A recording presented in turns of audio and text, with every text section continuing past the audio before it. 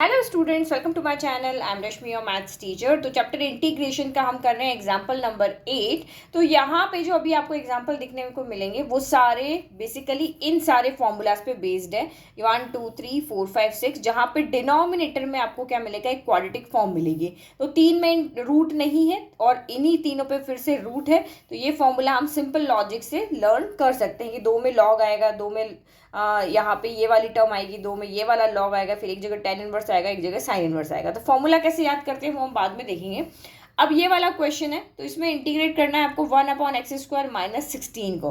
तो देखो 16 को हम यहाँ पे क्या लिख सकते हैं, 4² लिख सकते हैं। तो ये जो फर्स्ट वाला क्वेश्चन है वो हमारा इस वाले फॉर्मूले से हो जाएगा। तो हम यहाँ पे 4 का स्क्वायर लिख देंगे, बस फिर इसमें x और a की वैल्यू को पुट करना है। ठीक है, फॉर्मूला लिया, x की जगह पे x ही है और a की जगह पे क्या है हमारा 4 हो जाएगा, क्योंकि हम इसको लिख सकते हैं x² माइनस 4 का स्क्वायर dx। तो बस आप वैल्यू पुट कर लो। 1/2 a की जगह पे कौन है आपका 4 है। देन आपका ये हो गया log modulus of x minus 4 x plus 4 फिर प्लस आपका c। तो बस इस 4 × 2 की जगह आप यहाँ पे क्या कर दोगे, 8 कर दोगे। बाकी सारा कुछ सॉल्व हो नहीं रहा तो ये हम यहाँ पे एज इट इज छोड़ देंगे। तो ये हमारा यहाँ पे हो गया final answer. Now next part देखो इसका। नाउ हमें इंटीग्रेट करना है सेकंड पार्ट क्वेश्चन का कि 1/√2x माइनस x²।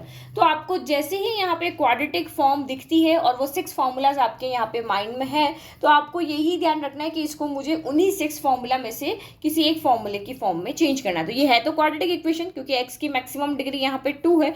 तो अब हम इसको क्या करते हैं, वही x² प्लस a² या x² माइनस a² की फॉर्म में चेंज करते हैं। तो मैं सिर्फ अभी आपके इसी टर्म को लेके चलो 2x माइनस x² को।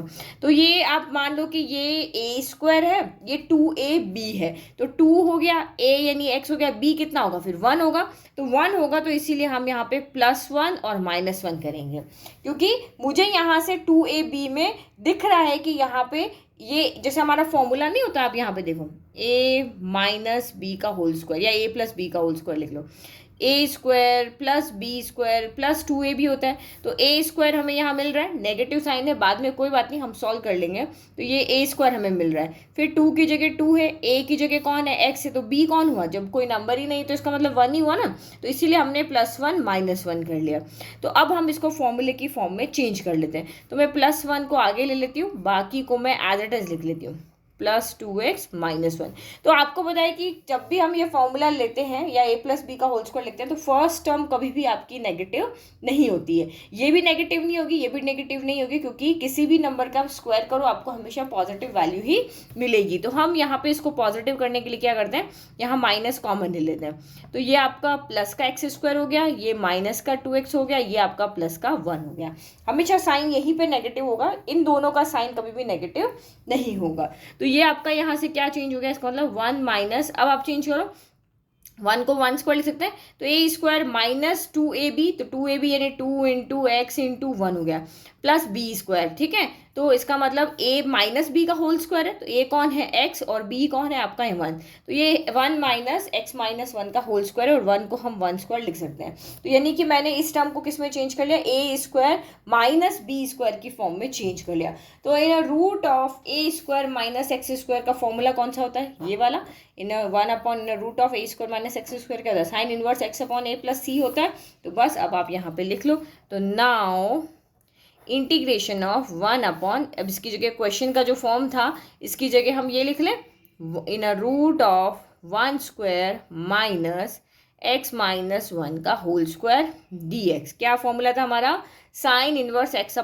तो ये आपका यहाँ पर हो गया साइन इनवर्स, x की जगह पे हमारा x माइनस 1 है और a की जगह पे 1 है, तो प्लस आपका c हो गया। तो यानी कि फाइनल आंसर क्या हो गया, sine inverse x minus 1 plus c हो गया।